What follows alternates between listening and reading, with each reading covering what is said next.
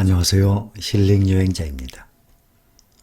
요즘 계속해서 삼성전자 좋은 기사가 호재가 계속 뜹니다. 오늘 또 하나 뉴스가 떴어요. IBM CPU에 이어서 또 엔비디아 GPU 성과도 있는데 이번에는 퀄컴의 중저가형 5G 칩을 수주를 받았다 합니다. 삼성전자의 파운드리가 나날이 발전할 것 같습니다. 대형 고객사 제품을 잇따라서 수주하고 있습니다. 파운드리가 비메모리입니다. 그러니까 이 반도체 쪽이 반도체의 설계, 디자인을 하는 것을 팹리스라고 합니다. 그 팹리스 회사들의 대표적인 회사가 바로 퀄컴, 브로드컴, 엔비디아 이런 회사입니다.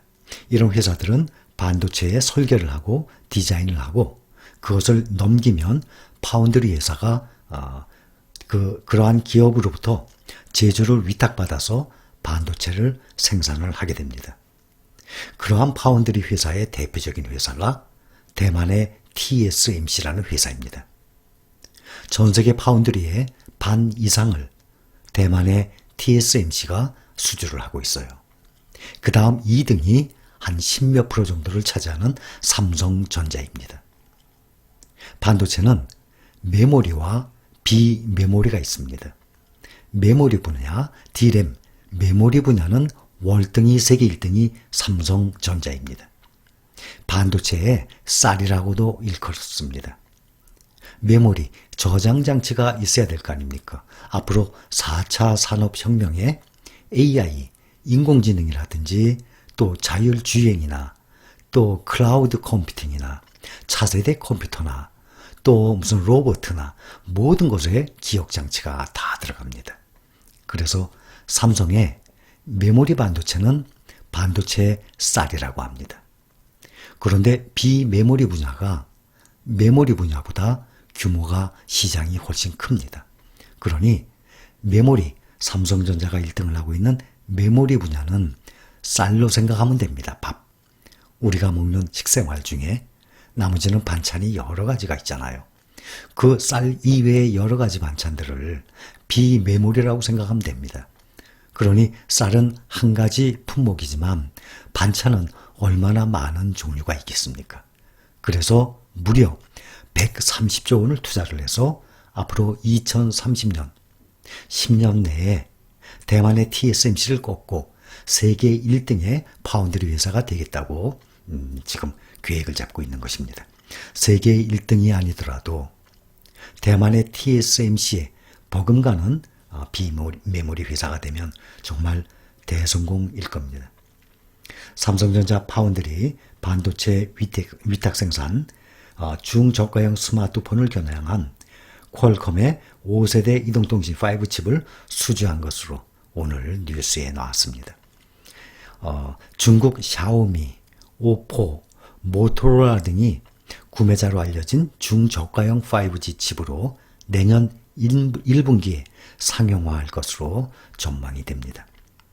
지난해까지 스냅드래곤 8 시리즈로만 5G 제품을 출시했던 퀄컴은 올해 들어서는 중고형 7 시리즈, 6 시리즈, 또 5G 제품을 공개를 했습니다. 삼성전자는 이 가운데서 주로 7 시리즈 생산을 맡아온 것으로 알려져 있습니다. 삼성전자 파운드리 사업부는 최근 들어 대형 고객사 제품을 연속 수주하면서 시장 점유율을 확대하고 있습니다. 지난달에는 미국 IBM의 차세대 서버용 중앙처리장치 CPU 파워10 생산을 맡기로 했는데 얼마 전에는 며칠 전에는 9월 초에 뉴스 나왔죠. 엔비디아의 신형 그래픽 처리장치 GPU를 수주한 사실도 알려졌습니다. 제가 차트로도 새벽에 보여드렸듯이 삼성전자도 2013년부터 2016년까지 무려 3년간 횡보를 하면서 오히려 2013년보다 16년이 주가가 더 하락을 했던 기간입니다. 과연 여러분들은 3년을 기다릴 수 있을 것 같습니까? 말이 그렇지 6개월도 기다리기 힘들 겁니다. 요즘에 6만 원 가까이 갔다가 다시 5만 원 중반으로 떨어져서 한동안 횡보했죠. 이 기간이 과연 얼마나 됩니까? 겨우 한두 달이에요. 그런데도 이것을 못 참고 안 오른다고 조바심을 갖는 분들이 아주 많았으리라 생각이 듭니다. 또한 과연 얼마나 매수하고 얼마나 매수를 해서 가지고 계시길래 그렇게 오르기를 바라는 것입니까? 앞으로 삼성전자가 1년이고 2년이고 얼마든지 횡보를 할 수 있습니다. 얼마 전에도 말씀드렸지만 2018년도 5월에 50대 1로 액면 분할을 하고 난 다음에 약 10개월 동안 계속 떨어졌어요. 무려 38,000원까지. 저는 이거 아무 문제 없이 기다렸습니다. 몇 번이나 말씀을 드렸어요.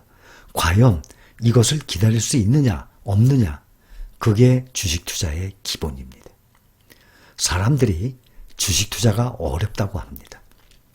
그 어려운 이유가 싸게 사서 비싸게 팔려고 매수 타이밍, 매도 타이밍을 알아내려고 그 몇 프로 수익을 얻으려고 그런 방법으로 접근을 하니까 주식 투자가 어려운 것입니다.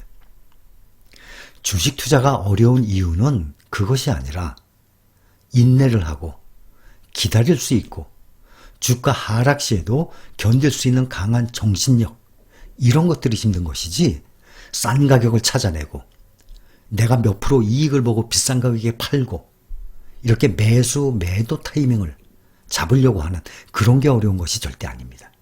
그것은 어려운 것이 아니라 주식 투자의 잘못된 방향입니다. 그런 방향은 주식 투자하는 것이 아닙니다. 주식 투자가 어렵다 그러면 무엇이 어려운가 하면 이렇게 횡보를 하거나 하락을 할 때 강한 멘탈, 정신력으로 기다릴 수 있는 그러한 인내심, 기다림, 하락 시에 참고 견딜 수 있습니까? 그것이 어려운 것입니다. 그것만 극복을 한다 그러면 1등주, 특히 안전한 좋은 주식들을 가지고 있는 ETF주 같은 경우, 지수를 따라가는 그러한 ETF는 웬만한 종목이 그동안 역사적으로도 실적을 못 따라왔습니다. 이러한 종목들을 내가 월급을 받을 때마다 생활하면서 절약한 돈으로 꾸준히 매수를 해나간다면 그것이 몇 년 후에 큰 빛을 발하는 것입니다. 이런 고비들을 다 이겨내고 인내심으로 버틸 수 있느냐, 그것이 가장 중요합니다. 삼성전자뿐만이 아닙니다. 주식 투자의 가장 근본을 말씀을 드리는 것입니다. 내가 매수한 주식의 주가가 조금 떨어졌다고 가끔 보면 댓글에 걱정하시는 글들 보면 제 생각에는 안타까운 생각도 들어요. 그러나 또 한편으로는 한심하다는 생각도 듭니다. 솔직한 저의 생각입니다. 한심하다는 생각도 들어요. 과연 저런 정신력 가지고 어떻게 주식 투자를 시작을 했나? 내가 몇 번이나 말씀을 드렸습니까? 마음의 준비를 꼭 하고 주식 투자에 임하시기를 제가 당부를 드립니다. 당연히 오르내리는 것이 주식의 생리입니다. 그런데 이제 시작을 했고 이제 모으기 시작을 한 지 얼마 안 되는데 안 올라간다고 아우성입니까? 떨어진다고 불안합니까? 그러면 멘탈, 정신력부터 길러야 된다고 생각을 합니다. 또 한 가지, 종목을 선정할 때는 결국에는 본인이 결정을 하는 것입니다. 이거 살까요? 저거 살까요? 이거에서 저걸로 갈아탈까요? 그런 것들은 누구라도 말씀을 해드릴 수가 없는 문제입니다. 꼭 본인이 결정을 하셔야 됩니다. 주식이 어렵다는 말 하지 마시고 그 전에 멘탈, 강한 정신력부터 기르시기 바랍니다. 그 다음에 좋은 종목을 선택했죠? 꾸준히 모으세요. 하락을 할 때가 분명히 있습니다. 삼성전자처럼 몇 년 동안 갈 때도 있습니다. 그럴 자신이 있다면 주식 투자 시작하시기 바랍니다. 감사합니다.